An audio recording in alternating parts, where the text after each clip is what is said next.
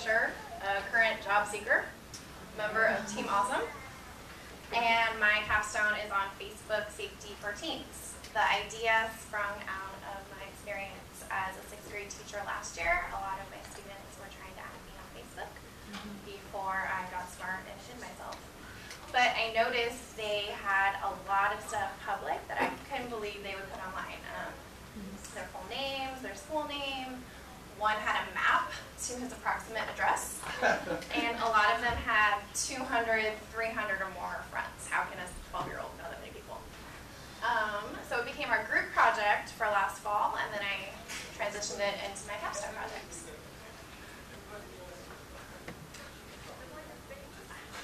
So the problem is the majority of teens use social networking sites, but most get no training on how to use it. Neither do adults, but that's another problem. So according to recent data, 3% of teens are online. Of those, 73% use social networking sites like Facebook. This is important because of the potential dangers of Facebook use, which include revealing too much information publicly, their full name, their address, their phone number, where they go to school, where they are when checking in.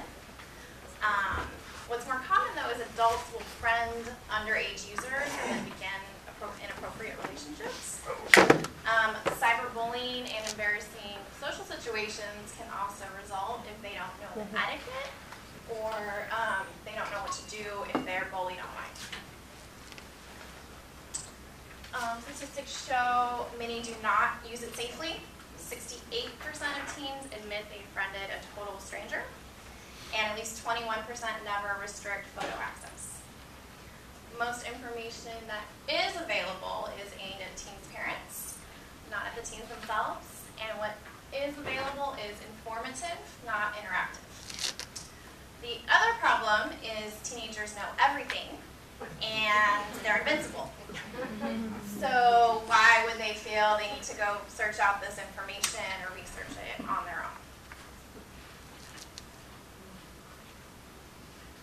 So my solution is a series of 3 online modules aimed at 13 to 18-year-old users on how to use Facebook safely and appropriately.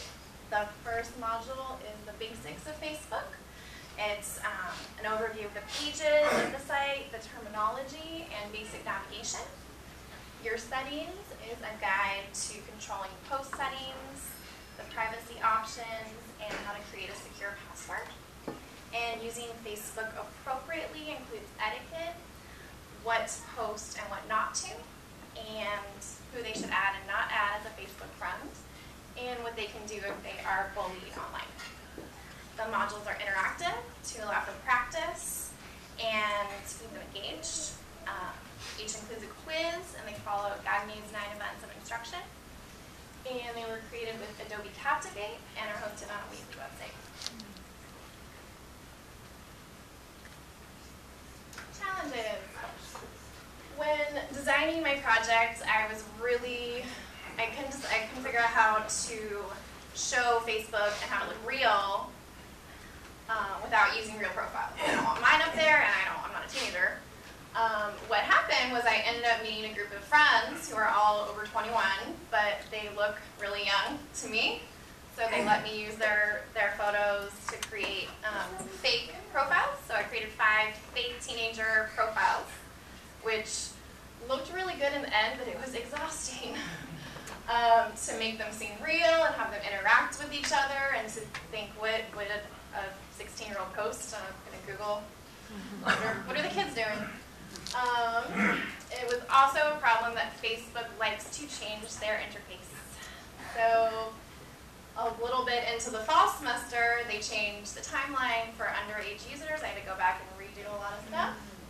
Finding testing subjects was also a problem. I was no longer working as a teacher, so I ended up recruiting friends' siblings, some kids at the local Boys and Girls Club, and a friend conducted summative testing with her high school class. Okay, so I'm going to go through a demonstration. These are just a few slides. This is the homepage. I also included a how to use tab, and there's also a short video. None of them use this. They all just jumped right into it and seemed to figure it out pretty quick. Switch over to the website.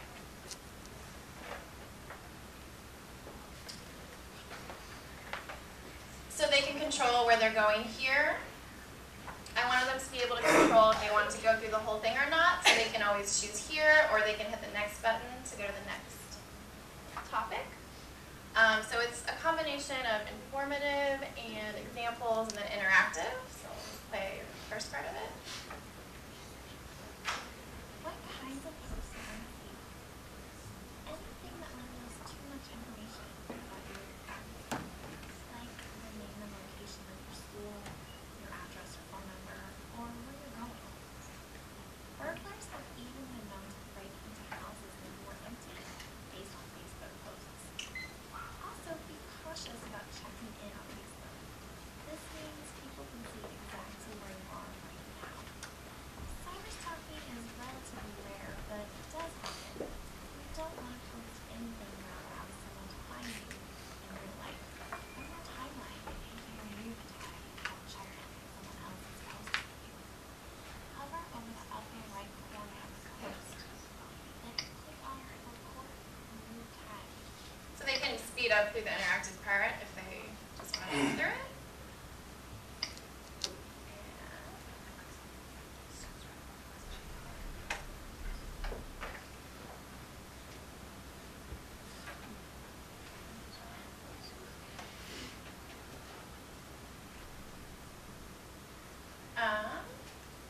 So I started each module with a quick "do you know this already?" to get them hooked in, and then jumped into the training. And then I had a series of quiz questions based on the learning objectives of each module. And I tried to incorporate quiz questions that are like interacting with it. So results. Many testers admitted they learned more than they expected to. Because a lot of them had that "I know this already" attitude. It was interesting, one tester said, "I know all this." He took the quiz, failed it, decided, "Oh, I'm going to go back and do it." Formative testing, the survey overall, their feedback was positive, a 3.93 out of 5. Summative testing with 13 students from the high school class, the pre-test average was 9.79 out of 12, post-test 11.85 out of 12, which is statistically significant. And their self-report scores on their own knowledge also went up. So conclusion, getting teens or anyone to change their behavior is very, very hard. I hope with the practice and just being more aware of what could happen, it'll get them to reflect on their online actions and change their behavior. It would best be utilized if led by an adult, a parent, or a teacher, because that can allow for discussion and follow-up later. It has been used with dozens of teens already, my testers and some friends' kids, my aunt's church group. And it can be easily shared. It's a public website, so anyone with a link can go through the training. Okay. Questions? In the beginning, you gave a lot of statistics. Where did you get your statistics from? A lot of different stuff. A lot of it's through the Pew Research Institute. That's done a lot of, and some of it's a couple years old, but they've done a lot of work with teen behavior online. And if you go to the website, I have a really long references page on there too. How soon will you be able to get access for just, a parent, let's say? That website is public. Oh, it is. So it's Facebook Safety for Teens.weebly.com. Okay, great. There's an issue with one of the videos has to get reloaded, but everything else is working. Thank you very much.